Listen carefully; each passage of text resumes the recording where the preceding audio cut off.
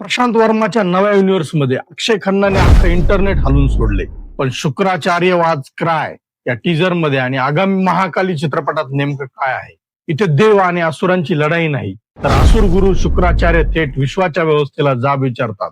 समुद्र मंथनात समान कष्ट असूनही अमृत फक्त देवांनाच का मिळालं? असुरांचा हक्क का हिरावला?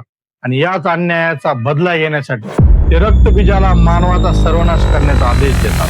हनुमान नंतर हा प्रशांत वर्मा युनिव्हर्सचा तिसरा चित्रपट असून भारताचा पहिला मोठा फिमेल सुपर हिरो चित्रपट आहे. पूजा अपर्णा कोल्लरू दिग्दर्शित या कथेत रूढ सौंदर्य संकल्पनांना छेद देत देवी महाकालीची संहारक आणि वात्सल्यपूर्ण शक्ती मांडली आहे.